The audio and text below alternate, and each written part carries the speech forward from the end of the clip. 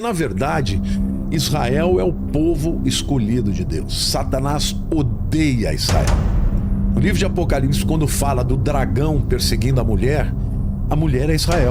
Porque ela que gerou o filho que vai reger o mundo com cetro de ferro. Quem vai reger o mundo com cetro de ferro? Então, quem vai ser perseguido durante a tribulação é Israel. No capítulo 10 de Daniel, ele começa a orar e a jejuar. Ele não jejua completamente, mas ele tira iguarias, não bebe vinho, não come as comidas gordas, ele come só legumes. E ele começa a orar e chorar e falar com Deus: Senhor, o que está acontecendo? E a Bíblia diz que no 21º dia, o anjo Gabriel chega.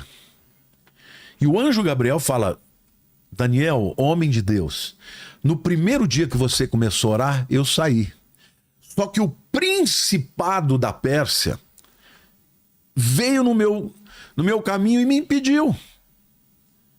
Veja que coisa tremenda. Mas eu clamei a Miguel, o arcanjo, que viesse me ajudar. E ele me ajudou e eu estou aqui. Ele falou: depois que eu sair, vai vir o príncipe da Grécia. A gente vê aí que tem uma luta espiritual de principados. Principados são demônios com autoridade de nações, de alto escalão. Alto escalão. Seria equivalente ao quê de anjo? Seriam como Miguel, o arcanjo Miguel. O arcanjo Miguel é o arcanjo que luta por Israel. Mas Deus tem outros arcanjos para cada nação. E aí tem espelhado os principados dos demônios. Então, o que eu quero dizer é que o que é lindo nesse texto, dessa batalha espiritual, é que aquilo que ia acontecer na terra foi determinado por uma luta nos céus. Então, esta guerra que nós estamos travando é uma guerra de principados. Eu não tenho dúvidas. Eu não tenho dúvidas que existem principados que querem tirar a liberdade das nações, em todas as nações. E eles usam de estratégias diferentes. Por quê? Porque eles querem proibir o evangelho de ser pregado, para que a palavra não salve as pessoas. Agora, o que a gente vê no texto, Vilela, é que foi a oração de Daniel. Ele não parou de orar. O texto diz: no primeiro dia que você começou a orar, eu saí. Mas aí eu fui impedido. Continuou havendo uma guerra e ele continuou orando. E a oração dele é que fez com que a batalha espiritual, no mundo espiritual, rompesse a ponto de Gabriel chegar e falar para ele: ó, aconteceu isso. Então, muitas vezes a gente começa a orar, mas para. Eu sou pastor de igreja. Se você fizer uma semana de, olha, 7 semanas de bênção, vem todo mundo. Mas se você falar: vamos orar pela sua família, não vem quase ninguém. Por que isso? Porque as pessoas, orar dá trabalho, orar é guerra espiritual, vem espírito contrário, vem preguiça, vem sono, vem de tudo. Dispersão, você não consegue ler a Bíblia, você não consegue, sabe? Isso é com todo mundo, porque o inimigo sabe que se você orar, vai haver movimentação no mundo espiritual. E a igreja de Jesus, eu sei que esse vídeo vai ter cortes, eu sei que esse vídeo vai longe. Quero dizer para você, pastor, você precisa levar a tua igreja a clamar, levar a tua igreja a buscar a Deus e pedir que Deus opere na nossa nação. Porque 2 Crônicas 7,14 diz: se o meu povo, que se chama pelo meu nome, se humilhar e orar e se converter dos seus maus caminhos, eu ouvirei dos céus, perdoarei os pecados e sararei a sua terra. Então estarão abertos os meus ouvidos para a oração que se fizer nesse lugar. Começa com uma igreja que para de ufanismo. Sabe essa igreja que, nós somos os tais, nós somos vencedores, olha que tamanho de igreja, olha que igreja maravilhosa. Não, é uma igreja que bota a cara no pó, que chora, que pede perdão, que se humilha. Deus está dizendo: a chave para uma terra sarada, Vilela, é o povo que se chama pelo seu nome, se humilhar e orar e se converter dos seus maus caminhos. O diabo só tem poder na nossa vida quando ele encontra a brecha, irmãos. Então nós temos que fechar as brechas na nossa vida, seja na vida pessoal, seja na vida familiar, seja na vida da igreja, seja na vida da nação. Líderes, precisamos orar pela nossa nação, precisamos orar, porque quem é Senhor dos senhores é o Senhor. E se o Senhor se agradar de nós, quem poderá nos impedir? agindo eu, quem impedirá, diz o Senhor. Então é isso, a batalha espiritual é a batalha do bem contra o mal, do reino de Deus contra o reino das trevas.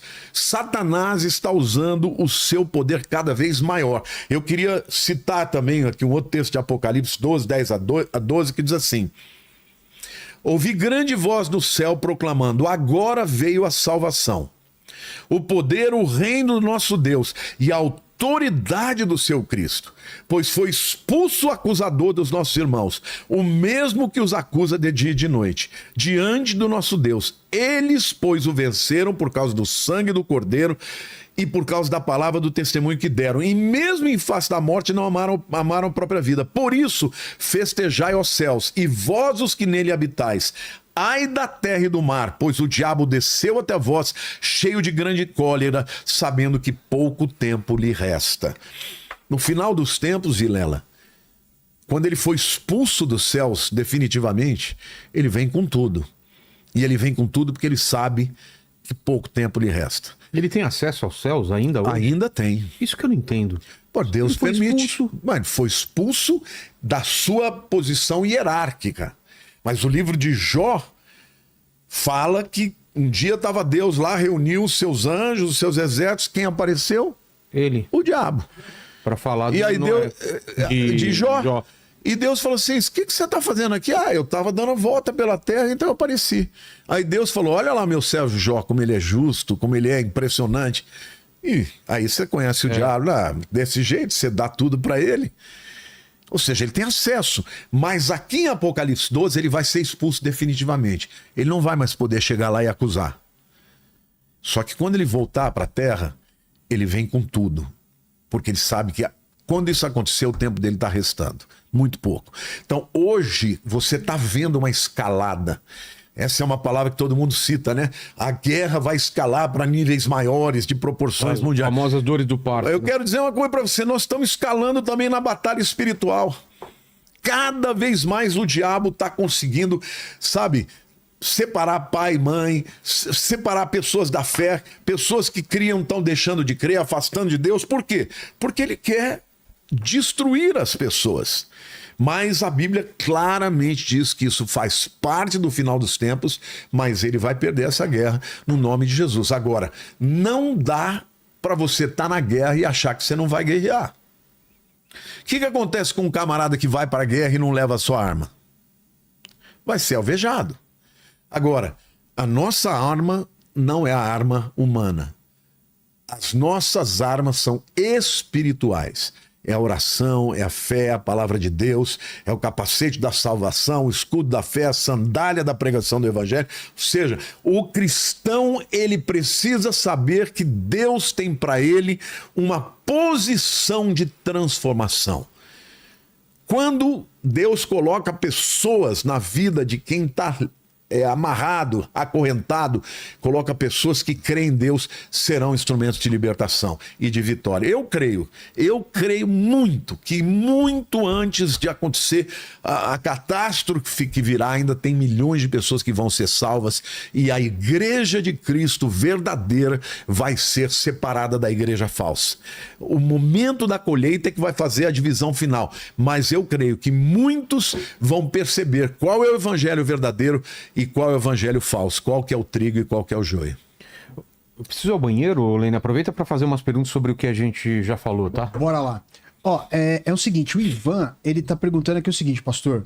Muitos falam sobre a marca da besta. Como devemos entender essa profecia hoje, evitando especulações exageradas, mas também sem ignorar o seu significado? Bom, quando você olha, isso está lá em Apocalipse capítulo 13, a marca da besta, ela tem uma finalidade: introduzir o indivíduo ao sistema de adoração da besta, que é o anticristo. Essa marca, a palavra no original, haragma, é literalmente uma ferida que se faz, né? Ou pode ser uma tatuagem, pode ser... Como é que fala quando você marca um animal? É uma tatuagem, né, que faz, como é que chama? Ai, caramba, fugiu o nome agora. É uma marca que coloca, por exemplo, no boi, com o nome do indivíduo. Mas pode ser também a introdução de um chip, que vai produzir essa marca. E esta marca, ela está diretamente ligada ao controle, porque a Bíblia diz que quem não tiver a marca não vai poder nem comprar nem vender. Isso fica para mim evidente que hoje, cada vez mais, a gente está perdendo a materialidade das coisas, do dinheiro, de tudo, e dependendo do sistema digital. Então, eu acredito que essa marca, mas eu confesso que posso estar com uma visão ainda parcial, porque pode vir alguma coisa superior a isso. Mas eu acho que é um instrumento que vai permitir que o sistema localize a pessoa, se ela tiver um chip ligado à rede, à internet, esse chip ou esse nanorobô, ele vai permitir que essa pessoa seja rastreada, seja localizada, vai permitir que essa pessoa tenha acesso a aeroportos, na hora dos pagamentos não vai mais ter dinheiro, moeda, vai ser tudo digital, ou seja, para mim essa marca será alguma coisa do gênero, e a Bíblia diz que vai ser feita na mão direita e também na testa. A gente sabe que hoje já existem chips que estão sendo introduzidos no cérebro para ter uma interface com a rede. E quando vier a plenitude da inteligência digital, gente, a inteligência artificial, não digital, a inteligência artificial avançada, ela vai conseguir interpretar até as suas ondas cerebrais.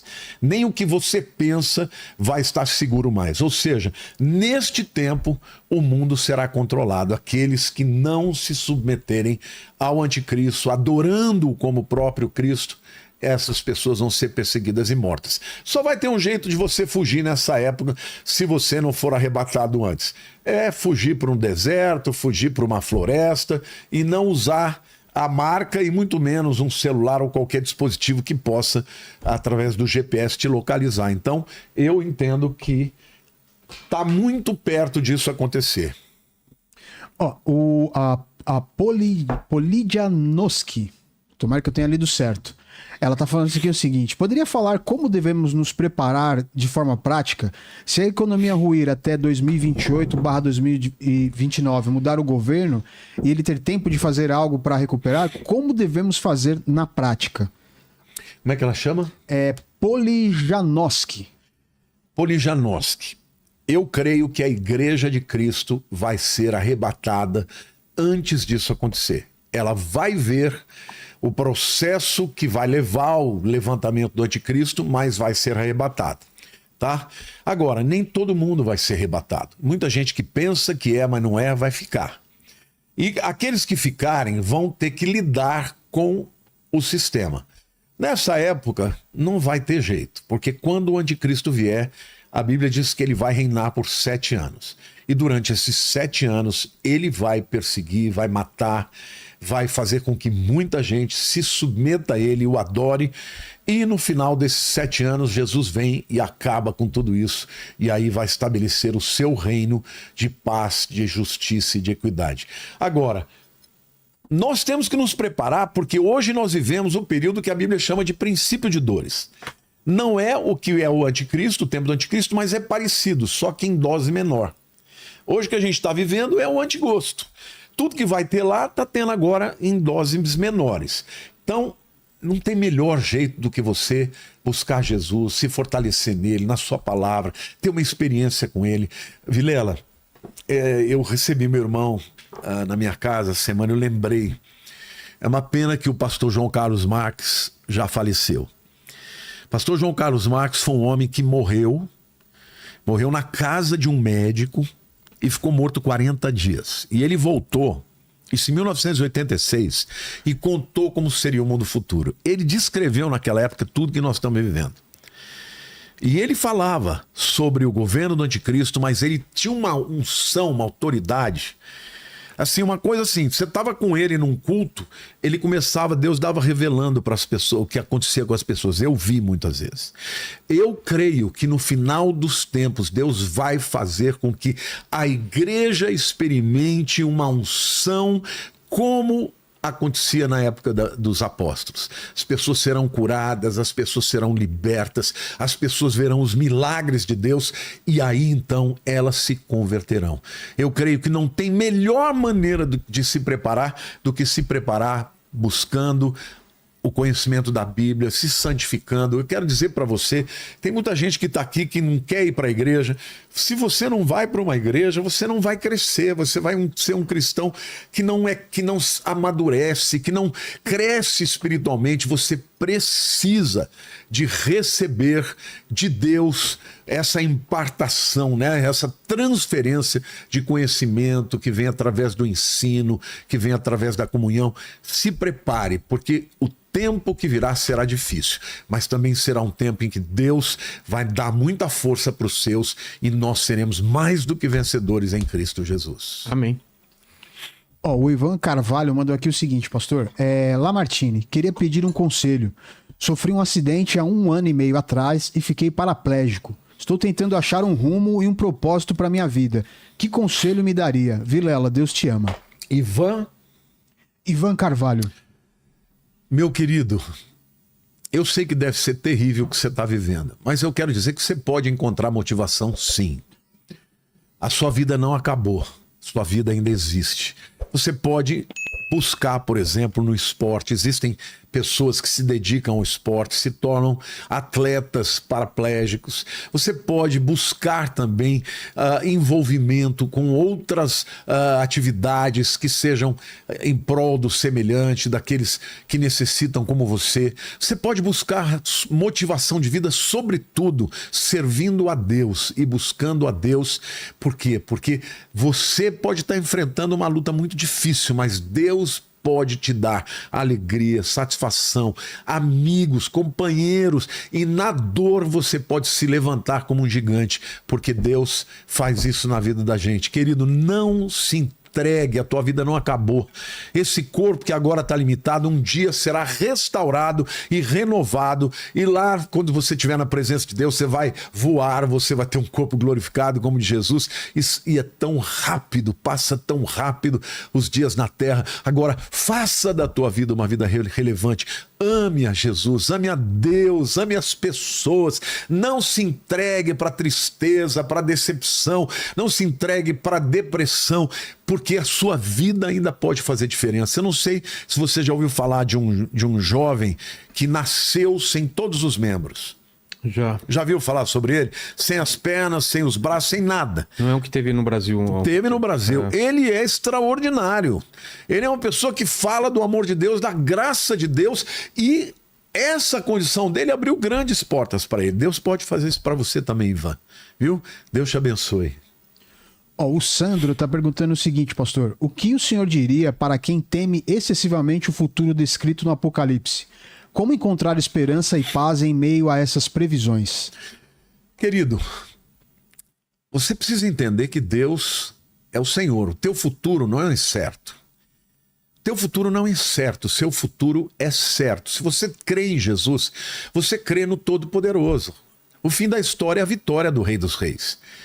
E até que isso aconteça, Deus vai usar a sua vida. Nós estamos aqui para resistir o espírito do anticristo. Então não tenha medo, não. Você tem medo daquilo que é incerto. A angústia é resultado de você não ter certeza do futuro.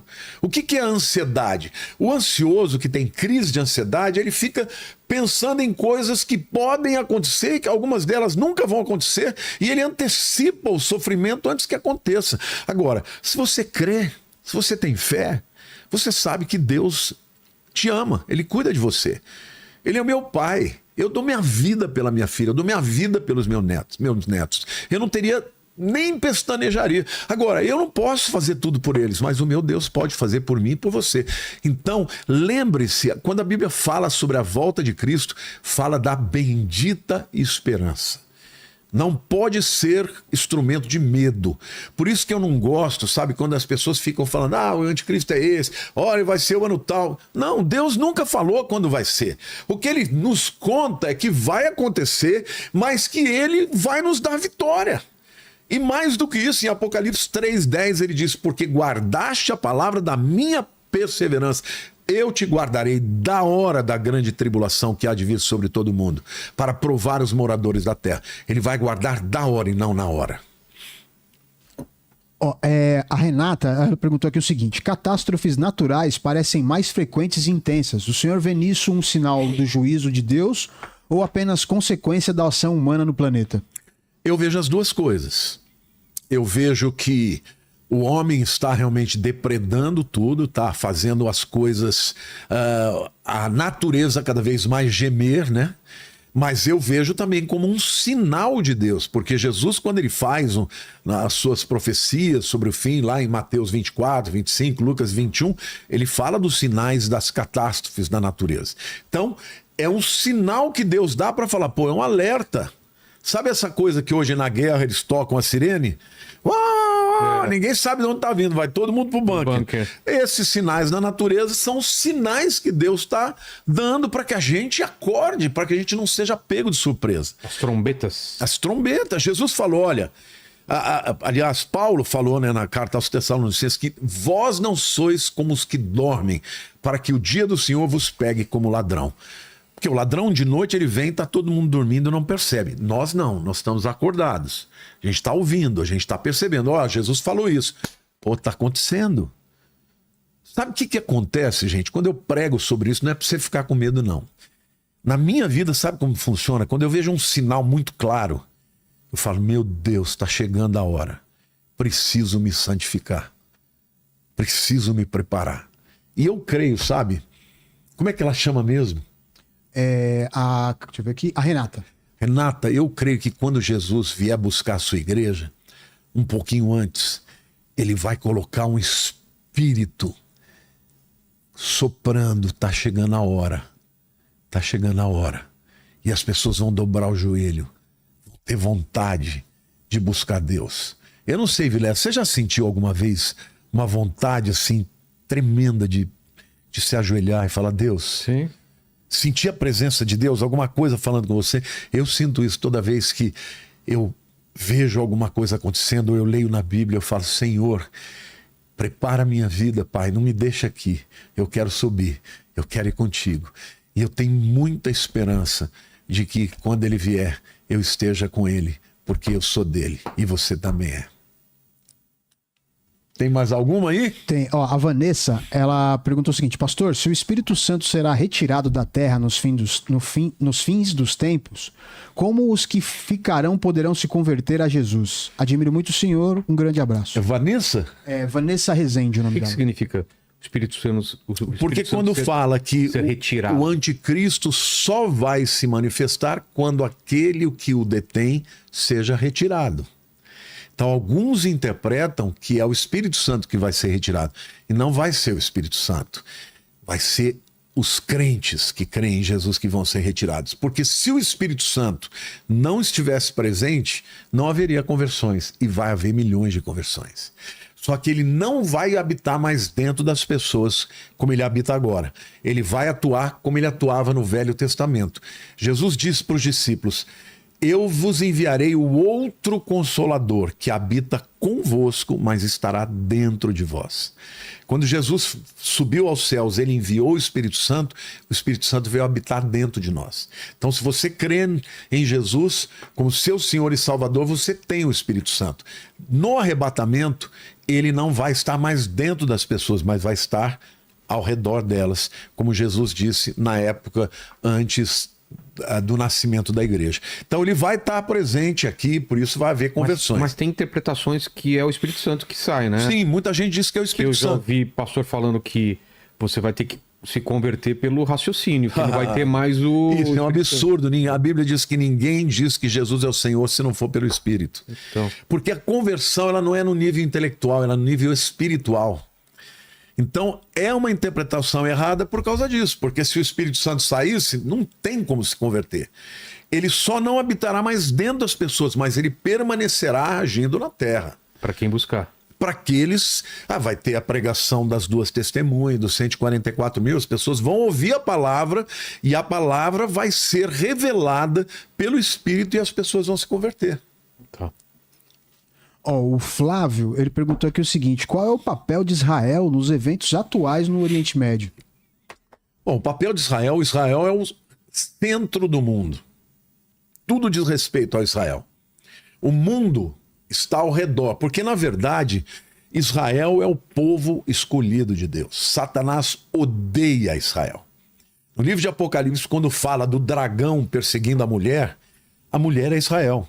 Porque ela que gerou o filho que vai reger o mundo com cetro de ferro. Quem vai reger o mundo com cetro de ferro? Jesus. Quem gerou Israel? Quem gerou Jesus? Israel. Não é a igreja. Porque Jesus não foi gerado da igreja. Ao contrário, Jesus gerou a igreja. Então, quem vai ser perseguido durante a tribulação é Israel.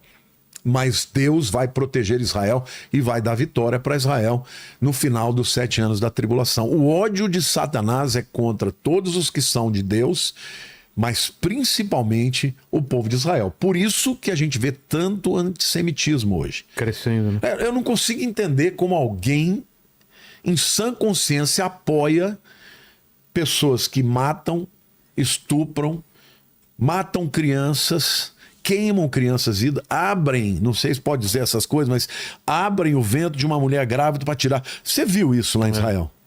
Você sabe que é isso. Então, como alguém que se diz democrata pode apoiar um negócio desse?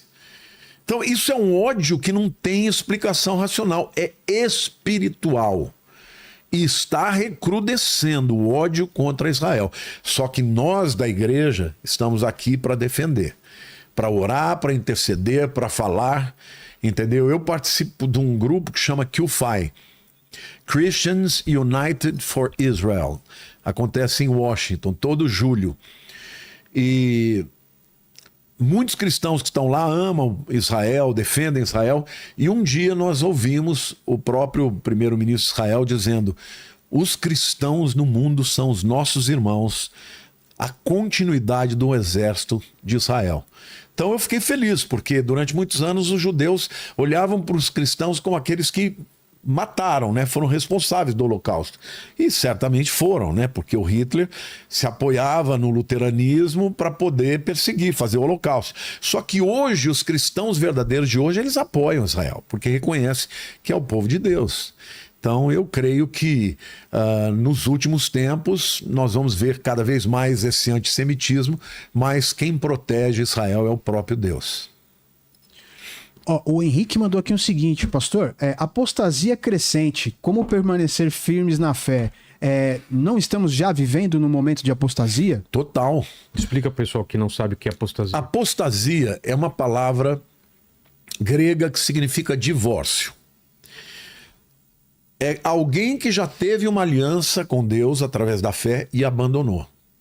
Existem líderes que foram no passado maravilhosos e hoje são pessoas que negam a fé, ou pelo menos afirmam ter uma fé completamente antibíblica, rejeitando a Bíblia como um todo, ou porções da Bíblia, dizendo que a Bíblia tem que ser releita, que tem que ter uma releitura. Não, a Bíblia é a palavra de Deus.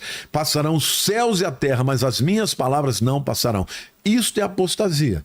E antes do levantamento do anticristo, este é um dos sinais que Jesus falou e a próprio Paulo falou que viria.